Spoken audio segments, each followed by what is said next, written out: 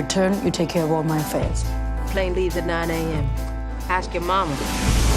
Like somebody swallowed the 70s and threw it up in here. Come on, let's make this place in the gym. You got a big platform, man. Use that platform to make change. The makeup alone frightened me because I was like, I didn't know what I was looking at. I should have never played Nina. I should have done everything in my power to cast a black woman to play an exceptionally perfect black woman. Picture this. Nina Simone's daughter screaming on X, formerly known as Twitter, about Zoe Saldana's prosthetic nose and darkened skin. Do you know who I am? Or how about Aretha Franklin serving legal papers to stop a biopic on her life? Child, when Hollywood tries to tell our stories, sometimes they get it so wrong, it hurts. Let me spill all the tea about some of the messiest black biopics that had us throwing popcorn at the screen. I guess getting stressed or being hurt by the comments, and I'm doing it for my sisters, I'm doing it for my brothers. Now, let me tell you all about the mess that was Nina. When they announced Zoe Saldana would play Nina Simone, everyone thinks that you are crazy. What does that have to do with playing music? Black X nearly broke the internet. Baby, they had this woman wearing a prosthetic nose and dark makeup to play our beloved High Priestess of Soul. It would feel to be free. Nina's daughter, Lisa Simone Kelly, went off, saying, "My mother was someone who was proud of her appearance and her distinctive features. Get someone who looks like my mother."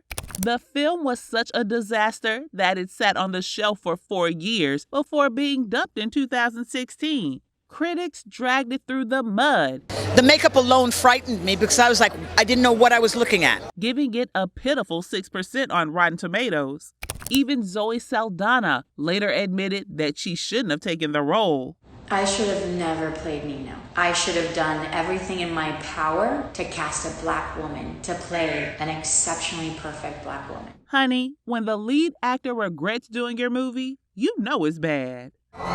We got a big platform, man. Use that platform to make change. Listen here. Tupac's story is sacred ground in hip-hop culture, but this movie has more holes than Swiss cheese. Demetrius Shipp Jr. might have looked like Pop, but that's where the similarities ended.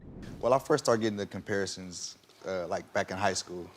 Kids would call me like Tupac. That was my nickname. Jada Pinkett Smith, who was close friends with Tupac, called out the movie for fabricating their relationship. I wanted people to know what you're seeing in regards to my relationship with Tupac is not true. And got on X to set the record straight. The film was so inaccurate that even John Singleton, who was originally supposed to direct, these people stole the rights to Tupac's story from his mother. Dragged it publicly. They totally disrespected his legacy by making a bad film. A lot of people went to see the movie off as curiosity. They were disappointed. He said, and I quote, "They made the Tupac movie like a Lifetime film." That movie should have been a cultural event, not like some Lifetime thing. Not the Lifetime shade. The movie made money, but real Pac fans were heated about how they portrayed the complexity of his character. I'm reporting from the streets. I'm educating and keeping it real.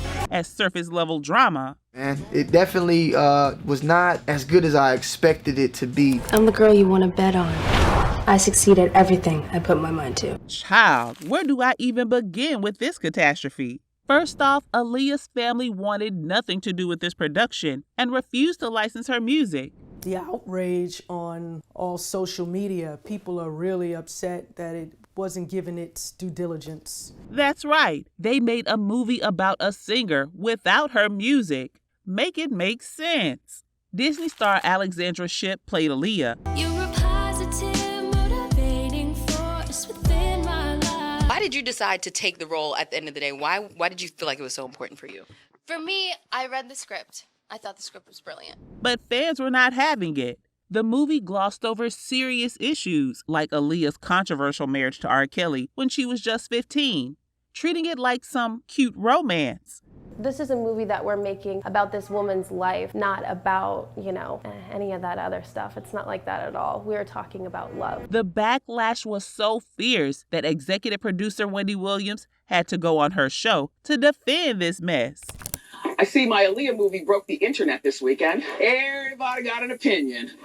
Timbaland, who produced some of Aaliyah's biggest hits, went on social media and told everyone not to watch it.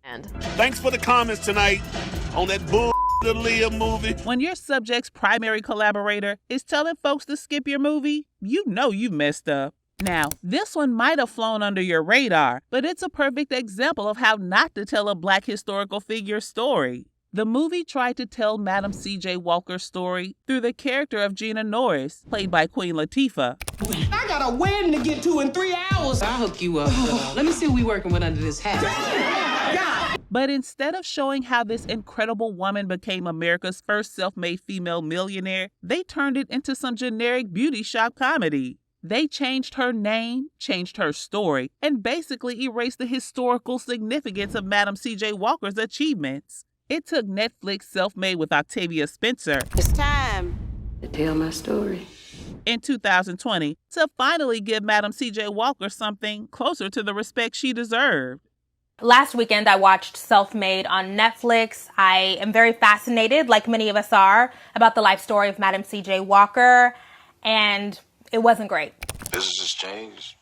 Music has changed. Those were the good old days. Motown. So let me tell you about this mini-series that had the Jackson family fighting behind the scenes like it was Thanksgiving dinner. Even though Mama Catherine and Joe were executive producers, as confirmed in the show's original credits, some of their own kids were out here saying, "Now hold up."